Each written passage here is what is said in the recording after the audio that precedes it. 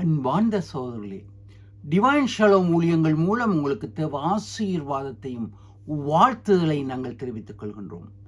அன்பன்பானவர்களே, நீங்கள் சுகமாக இருக்கின்றீர்களா? ஆம், உங்களுக்காக நாங்கள் தினமும் ஜெபிக்கின்றோம். இதுவரை சப்ஸ்கிரைப் செய்த உங்கள் யாவருக்கும் நன்றி. நீங்கள் இக்காணொலியை உங்கள் நண்பருடன் பகிர்ந்து கொண்டு தேவராஜ்யத்தின் விஸ்தாரத்துக்கு உடன் பங்காளிகளாக நீங்கள் ஆசீர்வாதமாக இருக்கும்படி அன்பாக கேட்டுக்கொள்கிறோம். ஒரு விசை ஜெபம் செய்வோம். கதாவை இந்த வேளையிலும் பேசும் அடியேனை உம்முடைய அக்கினியின் அபிஷேகத்தினால் நிரப்பும் ராஜா. இந்த வேளையிலும் கேட்கும் எங்கள் ஒவ்வொருவரையும் நீர் ஆசீர்வதியும். எங்களுடைய இருதயம் உம்முடைய வார்த்தைகளுக்கு செவி சாய்க்க, உம்முடைய ஜீவ விருட்சத்தின் கனியை நாங்கள் எங்கள் வாழ்க்கையில் புசித்து நித்திய ஜீவனுக்குள் பங்கெடுக்க எங்களை கிருபை தாரும். இவ்வேளையிலும் சரீர வியாதியிலும் மன துக்கத்திலும் மன வேதனையிலும் இருக்கும் உம்முடைய பிள்ளைகளை உம்முடைய கருத்திலே வைக்கின்றோம் கத்தாவே. சகோதரர்களுக்குள் நீர் அன்பை கட்டளையிடும் கத்தாவே. நீர்தாம் உம்முடைய வருகையில் எங்களை உம்முடைய இரகசிய வருகையில் எடுத்துக்கொள்ள நாங்கள் அன்பிலும் பண்பிலும் உம்முடைய சாயலிலும் நிலைத்திருக்க ஜீவ விருட்சத்தின் கனிகளை புசித்து வாழ கிருபை தாரும். இவ்வேளையிலும் விசேஷித்த நாட்களில் கொண்டாடும் உடைய பிள்ளைகளுக்காக விசேஷமாக ஜெபிக்கிறோம் கத்தாவே. அவர்களை அளவில்லாமல் ஆசீர்வதியும். இந்த நாட்டிலும் கதாவே, எங்கள் இஸ்ரேல் ஈரான் யுத்தத்துக்காக வருகிறோம். ஒரு சமாதானத்தை தாரும். அங்கிருக்கும் அப்பாவி மக்களுக்கு வேண்டிய பாதுகாவலை கட்டளிடும் கதாவே. சிறுவர்கள், இளைஞர்கள், யுவதிகள் எல்லாரையும் பாதுகாத்து நீர் அந்த நாடு முழுவதற்கும் சமாதானத்தை கட்டளிடும். ஈரான் நாட்டில் இருப்பவர்களுக்கும் அது நாட்டில் இருப்பவர்களுக்கும் வேண்டிய பாதுகாவலை கட்டளிடும் கத்தாவே. நீர் பேசும். விசேஷமாக எங்கள் இந்தியாவுக்காக, இலங்கைக்காக, சமாதானத்துக்காக நாங்கள் ஜெபிக்கிறோம். இந்தியா இலங்கை சுபீட்சத்துக்காக ஜெபிக்கிறோம். ஆஸ்திரேலியா நாட்டின் ஆசீர்வாதத்துக்காக ஜெபிக்கிறோம் கத்தாவே. அகில உலக ஆசீர்வாதங்களை பொருட்படுத்து. உடைய வருகையில் நாங்கள் உம்முடன் எடுத்துக்கொள்ளப்பட எங்களை தயார்படுத்தும், பொறுப்படுத்திக் கொள்ளும். இயேசு கிறிஸ்துவின் ஜீவனுள்ள நாமத்தில் ஜெபிக்கிறோம் பரம தந்தையே, ஆமென். அன்பானவர்களை, வேத பாடமாக வெளிப்படுத்த நிருபம் 2ஆம் அதிகாரம் 7ஆம் வசனத்தை வாசிக்க கேட்போம். ஆவியானவர் சபைகளுக்கு சொல்லுகிறதை காதுள்ளவன் கேட்க கடவன். ஜெயம் கொள்ளுகிறவன் அவனோ, அவனுக்கு தேவனுடைய பரதேசின் மத்தியில் இருக்கிற ஜீவ விருட்சத்தின் கனியை புசிக்க கொடுப்பேன் என்றெழுது. அன்பன்பானவர்களே, ஜெயம் கொள்கின்றவனுக்கு ஜீவ விருட்சத்தின் கனியை புசிக்க கொடுப்பேன். நாங்கள் ஆண்டவரினால் உலகம் உருவாவதற்கு முன்பே வெற்றி சிறக்க அழைக்கப்பட்டிருக்கின்றோம். இன்று நீங்களும் நானும் வெற்றியின் வாழ்க்கை வாழ அழைக்கப்பட்டிருக்கின்றோம். அதைத்தான் ஆண்டவர் வெளிப்படுத்த 2ஆம் அதிகாரம் 7ஆம் வசனத்தில் கூறுகின்றார். இன்று நீங்கள் இந்த நிகழ்ச்சியை கேட்டுக்கொண்டிருக்கின்றீர்கள். நீங்கள் ஆண்டவருக்குள் வெற்றி சிறக்க அழைக்கப்பட்டிருக்கின்றீர்கள்.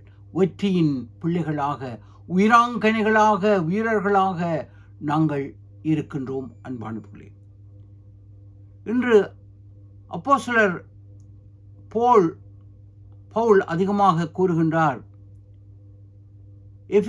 எபேசியர் நிருபத்தில் 1ஆம் அதிகாரம் 4ஆம் வசனம் 5ஆம் வசனத்தில் கூறுகின்றார். நீங்களும் நானும், எபேசியர் நிருபம் அழகாக 1ஆம் வசனம் 4ஆம் 5ஆம் வசனங்கள் கூறுகின்றார். நானும் நீங்களும் இந்த உலகம் உருவாவதற்கு முன்னதாகவே இறைவனால் தீர்மானிக்கப்பட்டு அழைக்கப்பட்டிருக்கின்றோம். இன்று நீங்களும் நானும் கிறிஸ்தவர்கள், கிறிஸ்துவை அறிந்தவர்கள் என்பது எங்கள் சுய பெருமையிலும் சுய விசுவாசத்திலும் அல்ல. அவர் எங்களை தெரிவு செய்து அழைத்திருக்கின்றார். ஒரு கூடையில் அநேக ஆப்பிள் இருக்கின்றது, அதில் நாங்கள் தெரிவு செய்கின்றோம். அதே போல உங்களை அவர் பொறுக்கி எடுத்த முத்துக்கள் நீங்களும் நானும். ஆம் அன்பானவர்களே, எங்களை அவர் தெரிவு செய்திருக்க, அவர் தெரிவின் நிமித்தம்தான் இன்று நாங்கள் அவருடைய பிள்ளைகளாக இருக்கின்றோம். கிறிஸ்தவம் ஒரு மதம் அல்ல. இன்று மதமாக்கப்படுகின்றது, வியாபாரமாக்கப்படுகின்றது, அரசியலாக்கப்படுகின்றது. அது அவர்கள் ஆண்டவருக்கு கணக்கு கொடுக்க வேண்டிய கால நேரத்தில் கொடுப்பார்கள். ஆனால் கிறிஸ்தவம் மதம் அல்ல. அது இறைவனுக்கும் எங்களுக்கும் இருக்கும் தனிப்பட்ட உறவு. அந்த அன்பு, ஒரு தந்தைக்கும் பிள்ளைக்கும் இருக்கும் அந்த உறவு, அந்த உறவை மதமாக்க முடியுமா, வியாபாரமாக்க முடியுமா, அரசியலாக்க முடியுமா? இல்லை. ஒரு புனிதமான அன்பு கிறிஸ்துவுக்கும் உங்களுக்கும் எனக்கும் இருப்பது அது மதம் அல்ல. எம்பெருமான் இயேசு உலகில் வந்தவர் இறைவன், சர்வ வல்லமையுள்ள இறைவன் மனு அவதாரம் எடுத்து வந்தது மதத்தையோ வியாபாரத்துக்கோ சபை பிரிவுகளுக்கோ உருவாக்க வரவில்லை. ஆணித்தரமாக கூறுகின்றேன்.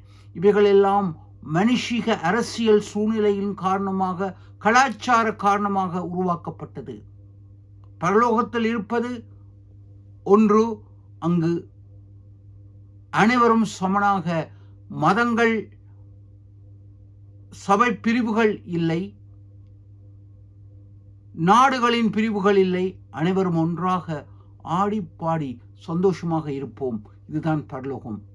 ஆம் அன்பானவர்களே, இன்று மனிதர்களினால் அவைகள் உருவாக்கப்பட்டிருக்கின்றன, அவைகள் இல்லை என்று நாங்கள் பார்க்கின்றோம். உங்களையும் என்னையும் அவர் உலகம் உருவாக்க முன்னே தெரிவு செய்து அழைத்திருக்கின்றார். உங்களுடைய பெயர் பிரகாஷாக இருக்கலாம், உங்களுடைய பெயர் அரவிந்தனாக இருக்கலாம், எவராக இருந்தாலும், மஞ்சுவாக இருக்கலாம். உங்களை அவர் தெரிவு செய்திருக்கின்றார், பெயர் சொல்லி அழைத்திருக்கின்றார், உள்ளங்கையில் வரைந்திருக்கின்றார். அன்பானவர்களே, இன்று எம்பெருமான் ஆண்டவர் கூறுகின்றார், வெற்றி சிறக்கின்றவர்களுக்கு இந்த ஜீவ விருட்சத்தின் கனியை நான் புசிக்க கொடுப்பேன். இந்த ஜீவ விருட்சத்தின் கனியை நாங்கள் பார்க்கின்றோம். ஆதியாகமத்தில் இருக்கின்றது. 2ஆம் அதிகாரத்தில் ஜீவ விருட்சத்தின் கனி, நன்மை தீமை அறியத்தக்க விருட்சத்தின் கனி, அதை புசித்தார்கள். ஜீவ விருட்சத்தின் கனி இருக்கின்றது, ஆனால் அவை தடுக்கப்படுகின்றது. ஆனால் வெளிப்படுத்த நிருபத்தில் இயேசு அழகாக கூறுகின்றார், இந்த ஜீவ விருட்சத்தின் கனியை உங்களுக்கும் எனக்கும் தருவேன். அன்று ஆதாமுக்கும் ஏவாளுக்கும் தடுக்கப்பட்ட அந்த ஜீவ விருட்சத்தின் கனி இன்று எமக்கு தரப்படுகின்றது. அன்பானவர்களே,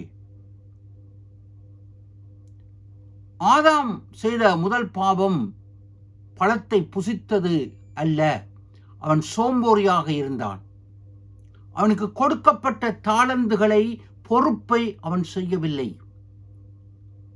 இங்கு நாங்கள் பார்க்கின்றோம், தெளிவாக வேதத்தை வாசிக்கும் பொழுது நாங்கள் ஆண்டவர் ஏதேன் தோட்டத்தை உருவாக்கினார் என்று கூறுகின்றோம். அவர் ஏதேன் தோட்டத்தை உருவாக்கவில்லை, ஏதேன் என்ற ஒரு இடத்தை உருவாக்கி அதில் ஒரு தோட்டத்தை வைக்கின்றார். அங்கு பார்க்கின்றோம், ஏதேனில் இருந்து அங்கு ஆறுகள் வருகின்றன.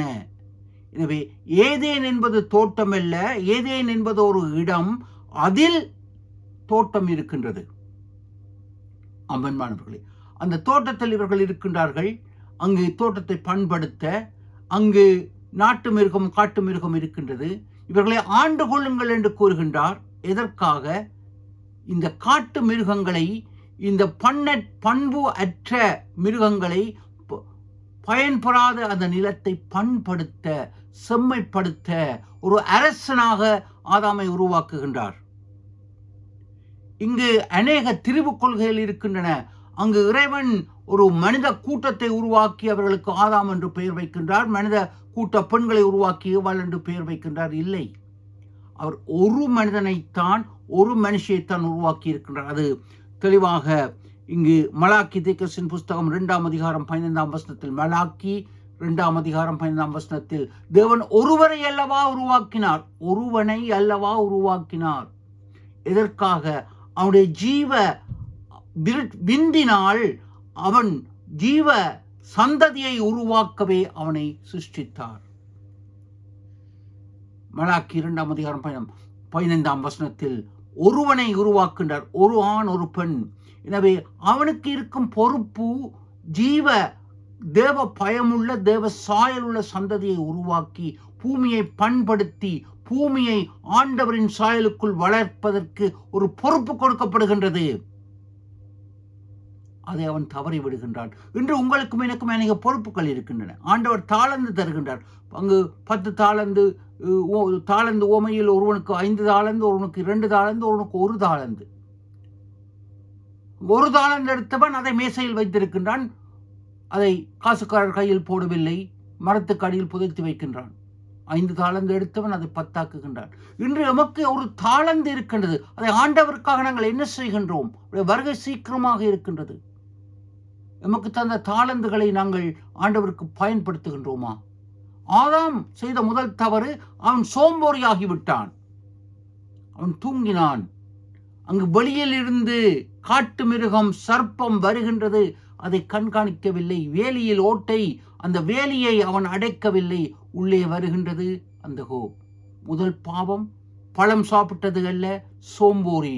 இன்று நாங்கள் காலம் கொடுமையாய் இருப்பதால் காலத்தை ஆதாயம் செய்து கொள்ளுவோம். அன்பானவர்களே, வருகை சீக்கிரமாக இருக்கின்றது. நாங்கள் ஆண்டவருக்குள் பிரயாசப்பட அழைக்கப்படுகின்றோம். இன்று எத்தனையோ ஊழியக்காரர்கள் தங்கள் நேரங்களை காலங்களை ஆண்டவருக்காய் கொடுத்து அவர்கள் ஊழியம் செய்து கொண்டிருக்கின்றார்கள். அநேக ஊழியக்காரர்கள் உண்மை உத்தமமாய் ஊழியம் செய்கின்றார்கள். அவர்கள் பெயர்களை கூற தேவையில்லை, உங்களுக்கு தெரியும். அவர்கள் உண்மையும் உத்தமவுமாய் ஊழியம் செய்கின்றார்கள். தாளந்தை, இறைவன் கொடுத்த தாளந்தை சரியாக பயன்படுத்துகின்றார்கள். உங்களுக்கும் அந்த தாளந்து இருக்கின்றது. ஏன் ஆண்டவருக்காக நீங்கள் எழுந்து பிரகாசிக்க முடியாமல் நேரமும் காலமும் குடும்பமும் என்று சாட்டு சொல்லிக் கொண்டிருக்கின்றீர்கள்? என் அன்பு சகோதரர்களே, ஆதாம் அதே பாவத்தை செய்தான், தூங்கிவிட்டான். மனைவிக்கு பாதுகாப்பாக இருக்க வேண்டியவன் பாதுகாப்பில்லாமல் மனைவியை தனியாக விட்டு விடுகின்றான். அவள் தனியாக எங்கும் சுற்றித் திரிகின்றாள். இன்று உங்கள் உத்தரவாதம் என்ன? குடும்ப பொறுப்பை நீங்கள் பார்க்கின்றீர்களா? சமுதாய பொறுப்பை பார்க்கின்றீர்களா? எவ்விதமாக இன்று நாங்கள் செயல்பட்டுக் கொண்டிருக்கின்றோம்? அன்பானவர்களே, இங்கு நாங்கள் பார்க்கின்றோம் முக்கியமாக ஆதியாகமம் 3ஆம் அதிகாரம் 23ஆம் வசனத்தில் அங்கு மனிதனை அனுப்பிவிட்டார். இங்கு பழம் சாப்பிட்ட பொழுது ஆதாமுக்கு கூறுகின்றார், நீ இங்கே வராதே, ஜீவ விருட்சத்தை நீ புசிக்க கூடாது. 23ஆம் வசனம். அதன் பின்பு பிசாசு, இது அதிக இறையியல் இதற்குள் இருக்கின்றது, 24ஆம் வசனம் கூறப்படுகின்றது, ஆதாமுவை துரத்தி விடுகின்றார். 23 அனுப்பி விடுகின்றார். தம்பி போயிட்டு வாங்கோ, வெளியால போ. 24 ஆதியாகமம் 3ஆம் அதிகாரம் 24ஆம் துரத்தி விடுகின்றார். ரெண்டுக்கும் வித்தியாசம். எனில் நீ இங்கே இருக்கலான்னு சொன்ன பிறகு அங்கு பிசாசு அவனுக்கு அதிக போதனைகளை கொடுக்கின்றான்.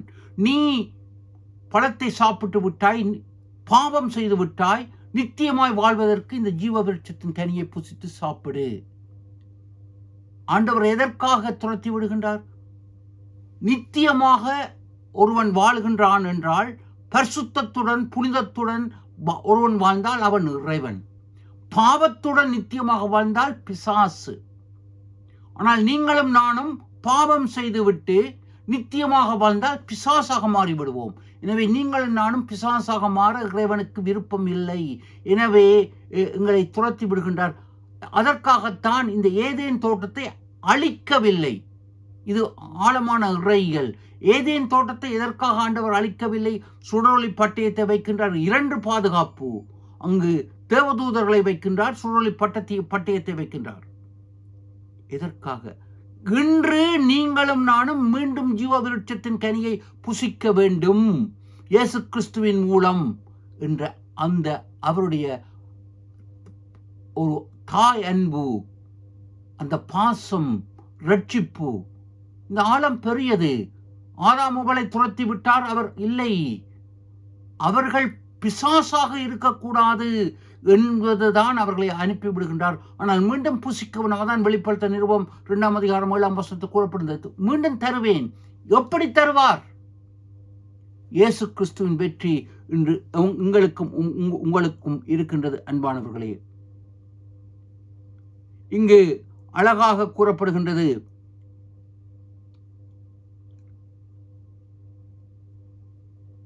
எம்பெருமான் இயேசு உலகத் தோற்றத்துக்கு முன்பே அடிக்கப்பட்டவர். யோவான் சுவிசேஷம் 6ஆம் அதிகாரம் 51ஆம் வசனத்தில் இயேசு கூறுகின்றார், நானே மெய்யான ஜீவ அப்பம். நானே மெய்யான ஜீவ அப்பம். என்னை புசிக்கிறவன் நித்தியமாக உயிருடன் வாழ்வான். யோவான் 6ஆம் அதிகாரம் 51ஆம் வசனம். இது ராப்போஜனம். இன்று நாங்கள் கிறிஸ்தவர்களாக விசுவாசத்தில் ராப்போஜனம் எடுக்கும் பொழுது ஆண்டவர் இயேசுவுடன் ஆவியிலும் சரீரத்திலும் இரண்டர கலக்கின்றோம். இது உடன்படிக்கை. அவருடைய இரத்தம் உங்களுக்குள் வருகின்றது. அந்த பரிசுத்த இரத்தம். யோவான் சுவிசேஷம் மன்னிக்கவும், 6ஆம் அதிகாரம் 51ஆம் வசனம். நாங்கள் திருவிருந்தில் ஆண்டவர் இயேசுவுடன் நித்தியமாக வாழ முடியும். அன்பானவர்களே, இங்கு ரோமர்களின் நிருபம் 6ஆம் அதிகாரம் 4ஆம் 5ஆம் வசனத்தில் என்ன கூறப்படுகின்றது? ரோமர்களின் நிருபம் 6ஆம் அதிகாரம் 4ஆம் 5ஆம் வசனத்தில் நாங்கள் முழுக்கு ஞானஸ்நானம் எடுக்கும் பொழுது இயேசுவின் மரணத்தில் உள்ளுக்கு தண்ணீருக்குள் போகும் பொழுது மரணத்தில் பங்கெடுக்கின்றோம். பழைய ஆதாம் மரிக்கின்றான். ஏதேனில் இருந்த பழைய ஆதாம் மரிக்கின்றான். வெளியே வரும் பொழுது உயிர் தந்த இயேசுவின் சாயலை தெரிக்கின்றோம். எத்தனை அன்பு, ஆழம், தேவ திட்டம், தேவ சித்தம். இன்று ஆண்டவர் இயேசுவை நாங்கள் விசுவாசிக்கின்றோம் என்று கூறுகின்றோம். பிசாசம் விசுவாசிக்கின்றது இயேசுவையே ஆண்டவர் என்று தெரியும். ஆனால் எங்களை அவருக்கு அர்ப்பணிக்கின்றோமா? அவருடைய உயிர்த்தெழுதலில் பங்கெடுக்கின்றோமா? உண்மையுள்ள கிறிஸ்தவளாவுடைய சாயலில் நாங்கள் வாழ்கின்றோமா? அன்பானவர்களே, எவ்விதமாக நாங்கள் வாழ்ந்து கொண்டிருக்கின்றோம்?